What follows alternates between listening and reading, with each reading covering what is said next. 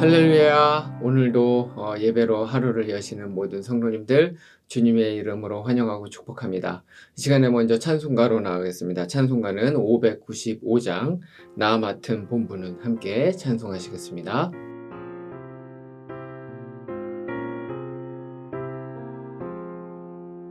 나 맡은 본분은 구주를 높이고 분명한 구원 얻도록 자리떠함이라. 부르심 받들어 내 형제 섬기며 구주의 뜻을 따라서 내 정성 다하리.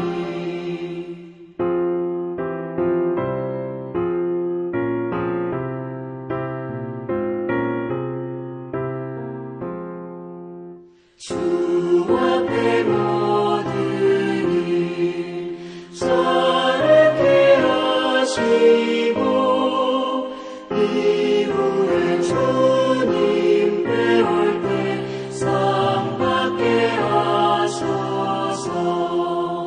나 항상 깨어서 늘 기도드리며 내 믿음 변치 않도록 날 도와주소서.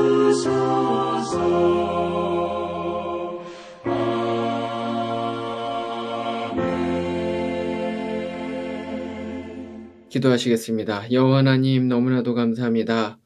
오늘도 하나님께서 새벽 미명에 우리가 이렇게 새로운 한 날을 또 맞이하게 하여 주시고, 또 우리가 가장 먼저 주님 앞에 나와서 예배로 올려드릴 수 있게 해주신 것 너무나도 큰 감사를 드립니다. 이 시간 우리의 마음을 온전히 주님께 올려드리는 시간 되기를 소원합니다. 말씀과 찬양과 기도를 통하여서 온전히 하나님만 영광 받으시는 시간 되게 하여 주시고, 주의 성령이 나의 마음 가운데 감화 감동하여 주시는 귀하고 복된 시간 되게 하여 주시옵소서. 감사하며 거룩하신 우리 주 예수님 이름으로 기도합니다. 아멘. 이제 오늘 우리에게 주신 하나님 말씀 찾아보겠습니다. 민수기 27장 12절로 23절입니다. 제가 봉독해 올리겠습니다. 여호와께서 모세에게 이르시되 너는 이 아바림 산에 올라가서 내가 이스라엘 자손에게 준 땅을 바라보라. 본 후에는 내 형 아론이 돌아간 것 같이 너도 조상에게로 돌아가리니 이는 신광야에서 회중이 분쟁할 때에 너희가 내 명령을 거역하고 그 물가에서 내 거룩함을 그들의 목전에 나타내지 아니하였음이니라. 이 물은 신광야 가데스의 무리바 물이니라. 모세가 여호와께 여짜와 이르되 여호와 모든 육체의 생명의 하나님이시여 원하건대 한 사람을 이 회중 위에 세워서 그로 그들 앞에 출입하며 그들을 인도하여 출입하게 하사 여호와의 회중이 목자 없는 양과 같이 되지 않게 하옵소서. 여호와께서 모세에게 이르시되 눈의 아들 여호수아는 그 안에 영이 머무는 자니 너는 데려다가 그에게 안수하고 그를 제사장 엘르아살과 온 회중 앞에 세우고 그들의 목전에서 그에게 위탁하여 내 존귀를 그에게 돌려 이스라엘 자손의 온 회중을 그에게 복종하게 하라. 그는 제사장 엘르아살 앞에 설 것이요 엘르아살은 그를 위하여 우림의 판결로서 여호와 앞에 물을 것이며 그와 온 이스라엘 자손 곧 온 회중은 엘르아살의 말을 따라 나가며 들어올 것이니라. 모세가 여호와께서 자기에게 명령하신 대로 하여 여호수아를 데려다가 제사장 엘르아살과 온 회중 앞에 세우고 그에게 안수하여 위탁하되 여호와께서 모세에게 명령하신 대로 하였더라. 아멘. 이제 민수기가 거의 끝나감에 따라서 오늘 말씀에서는 하나님께서 이제 모세의 죽음에 대해서 통보를 하는 장면이 기록되어 있습니다. 이제 가나안 땅이 바로 목전 앞에 있는 이제 그러한 상황이기 때문에 하나님께서는 이제 모세에게 너가 이제 곧 죽게 될 거니까 삶을 마무리해라, 정리해라, 이제 이런 식으로 말씀을 하시는 것이죠. 이렇게 모세가 가나안 땅에 들어가지 못하게 된 이유는 오늘의 말씀 14절 이하에 나와 있는 것처럼 이 무리바 사건 때문에 그렇습니다. 우리가 이미 묵상을 했었던 민수기 20장에 이 무리바 사건이 기록이 되어 있죠. 그 사건은 이렇습니다. 이스라엘이 뭐 항상 그랬죠. 이번에도 또 역시 물이 없다고 불평을 합니다. 그러자 하나님께서 모세를 불러다가 이제 반석에 명령을 해서 물이 솟아나오게 하라. 이제 그렇게 말씀을 주십니다. 그래서 모세가 하나님께서 주셨던 그 지팡이를 가지고 가는데 여기에서 그 명령을 하는 것이 아니라 그 지팡이로 반석을 쳐서 이제 물을 나오도록 이제 그렇게 한 사건이 바로 이 무리바 사건입니다. 이 사건이 하나님께서 굉장히 안 좋게 진노를 하셨던 그런 사건이죠. 모세에게. 왜냐하면 말씀드렸던 것처럼 하나님께서는 모세에게 그냥 명령만 하라고 이제 그렇게 말씀을 하셨는데 모세는 이제 화가 많이 났던 것 같습니다. 그래서 분노했던 것 같습니다. 그래서 이제 그 지팡이로 바닥을 그 돌을 이제 2번을 이제 두드리면서 이제 얘기를 합니다. 아마 화가 많이 나서 그걸 주체하지 못했기 때문에 아마 세게 아마 바위를 치지 않았을까 이제 그런 생각이 듭니다. 어쨌건 이것이 결국에는 하나님의 말씀에 대한 불순종이었다라는 것이죠. 그리고 이것은 하나님의 거룩하심을 이제 드러내지 못하는 그런 것이었습니다. 그래서 결국 하나님께서도 이제 진노하셔서 모세에게 너가 이제 가나안에 들어가지 못하게 될 것이다. 이제 이렇게 말씀을 하십니다. 자, 그런데 저는 사실은 이 무리바 사건 그리고 오늘에 나와 있는 이 말씀을 보면서 좀 하나님께서 꼭 이렇게까지 하셔야 됐을까라는 생각을 했었던 적이 있었습니다. 좀 너무하시다라는 이제 그러한 생각을 했었던 것이죠. 왜냐하면 지금까지 이제 함께 이 모세오경을 계속해서 말씀을 묵상해 오고 계신 분들은 아마 모두 동의하시리라고 생각이 됩니다. 이 이스라엘 백성들을 인도하느라 모세가 얼마나 많은 참 힘들고 어려운 일들이 많이 있었습니까? 마음 가운데 정말 속상한 일도 많이 있었고요. 또 많은 수고를 했습니다. 근데 그럼에도 불구하고 이렇게 고생하면서도 칭찬은커녕 오히려 이 이스라엘 백성들의 그 원망과 불평, 이제 이런 것들만 계속해서 이제 들을 수밖에 없는 이제 그러한 상황이었던 것이죠. 심지어는 이스라엘 백성들은 이 모세를 잡아서 죽이려고 했습니다. 감사에도 모자를 판에 잡아서 죽이려고까지 하는 아주 배은망덕한 그러한 존재들이 이스라엘이었습니다. 그렇기 때문에 이 모세의 40년의 이 광야 생활은 정말 너무나도 속상하고 힘들고 마음이 어려운 이제 그러한 이제 세월이었다는 사실을 이제 우리가 생각을 해볼 수가 있는 것입니다. 그런데 그러면 물론 모세가 잘못한 것은 맞습니다.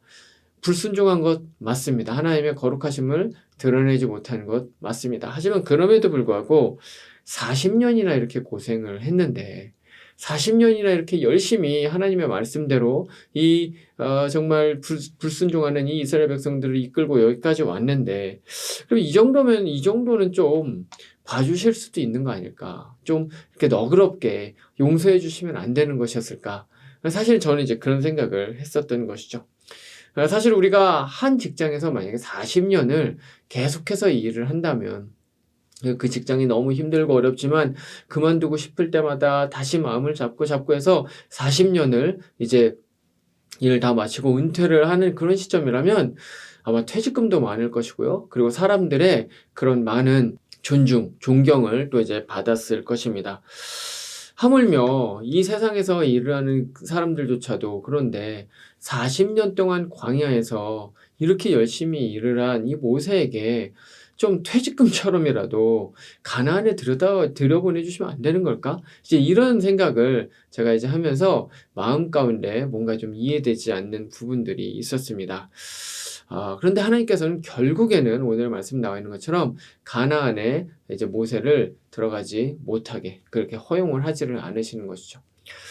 무리바 사건 이후에도 심지어 모세는 계속해서 몇 차례 더 간구를 하지만 이제 하나님께서는 뭐 생각할 것도 없이 아주 냉혹하게 어떤 의미에서는 이제 냉철하게 이제 인정사정 없이 그냥 그것을 단칼에 그냥 거절을 해 버리십니다.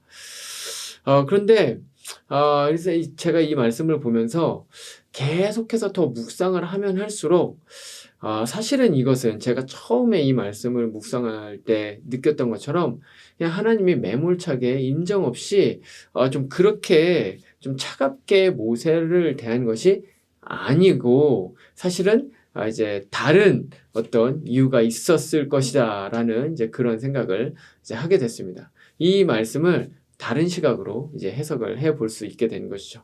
그것이 무엇이냐면 사실은 하나님께서 모세가 가나안에 들어가지 못하게 하신 것은 그 단순한 형벌이 아니라 물론 형벌의 의미도 있을 수 있지만 그거보다는 사실은 하나님의 그런 어떤 선하신 인도하심이었다라는 사실을 제 말씀을 더 깊이 묵상하면서 이제 깨닫게 되었습니다.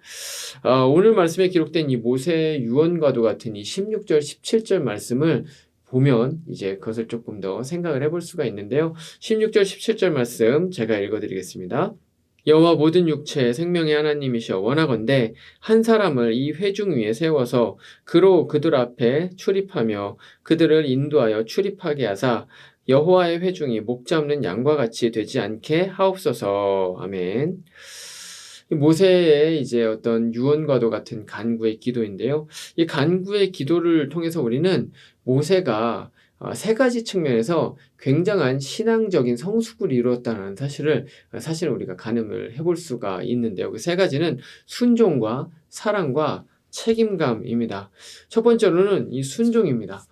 이미 말씀드렸던 것처럼 모세는 하나님의 부르심으로 인해서 굉장히 많은 고생을 했습니다. 하지만 그럼에도 불구하고 하나님께서는 끝내 모세를 가나안으로 이제 입성하지 못하게 그렇게 이제 허가를 하지 않으시죠. 제가 만약에 모세였다면 나의 노고를 어떻게 이렇게 평가절하하실 수 있을까? 나 참 마음이 너무 속상하다. 나 섭섭하다. 이런 마음이 사실 들었을 것 같기도 합니다. 하지만 오늘의 말씀을 보면요. 모세는 전혀 그런 섭섭한 기색을 내비치지 않습니다. 이게 무엇입니까? 바로 순종인 것이죠. 순종. 사실 바로 얼마 전까지만 해도 이제 가나안에 들어가는 것을 모세가 포기를 하지를 못했었습니다. 그런데 지금 오늘의 이 말씀에서는 하나님의 뜻에 완전히 순종하기로 결단을 내린 것입니다. 완전한 순종이 바로 이것을 의미합니다. 우리는 사실 부분적으로 혹은 조건적으로 이렇게 순종하겠다고 할 때가 많이 있습니다. 예를 들면 이런 거죠. 주님, 저는 이런 상황이 있을 때만 순종하고 이런 상황이 아니면 저는 순종하지 않겠습니다. 주님, 저는 이것에 대해서는 순종할 수 있지만 여기까지는 순종하지 못하겠습니다. 주님, 저는 제가 이해할 수 있는 수준에서만 순종하죠. 저는 이해하지 못하면 저는 순종 못하겠어요. 이런 것들이 다 무엇입니까? 부분적인 순종인 것이죠. 사실 완전한 순종이 아니면 그것은 순종이라고 말을 할 수가 없습니다. 왜냐하면 완전한 순종은 우리의 모든 것을 그분께 항복해서 우리의 전 존재를 다 그분께 드리는 것이 바로 순종이기 때문에 그렇습니다. 그렇기 때문에 부분적인 순종, 그런 것은 사실은 불순종이라고 이야기를 할 수가 있는 것이죠. 그런데 지금 모세가 어떻게 하고 있는 것입니까? 바로 완전한 순종을 하고 있는 것입니다. 그런가 하면 모세는 또 이 간구의 말씀을 통해서 완전한 사랑을 하고 있다는 사실을 우리가 알 수 있습니다. 사실 모세에게 이스라엘은 사랑할 만한 존재가 아니었습니다. 이미 말씀 나눈 것처럼, 그리고 우리가 성경에서 본 것처럼 이 이스라엘은 모세한테 감사하기는커녕 항상 불평불만을 했고요. 사실은 모세가 가나안에 들어가지 못하게 된 것도 이 이스라엘 백성들이 또 불평불만을 했기 때문에 이제 그랬었던 것이죠. 그렇기 때문에 제가 만약에 모세였다면 저는 이스라엘을 사랑할 수 없었을 것 같습니다. 너무 막 화가 나고 막 그랬을 것 같습니다.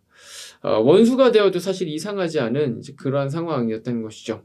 하지만 모세는 그럼에도 불구하고 이스라엘을 사랑하는데 사랑하되 끝까지 사랑을 했습니다. 방금 읽은 간구의 기도를 읽으면 마치 어머니가 어린 자녀를 놓고 노심초사하는 것 같은 그런 걱정과 염려가 바로 이 간구의 기도에 이제 묻어 있는 것을 우리가 볼 수가 있습니다. 모세는 사랑받을 만한 그런 어떤 자격이 없는 이스라엘 백성들을 끝까지 사랑을 한 것이죠. 이것이 바로 온전한 사랑인 것입니다. 온전한 사랑은 조건을 달지 않는 그런 사랑인 것이죠. 아무리 저 사람이 나를 미워하고 싫어한다고 할지라도 끝까지 사랑을 하는 것. 그것이 바로 온전한 사랑인 것입니다. 만약에 어떤 조건이 있다면 당신이 나한테 이렇게 하기 때문에 내가 당신을 사랑한다. 아니면 당신이 이렇게 하면 내가 당신을 사랑해야겠다. 이런 식의 조건적인 사랑은 사실은 진정한 사랑이 아닌 것이죠.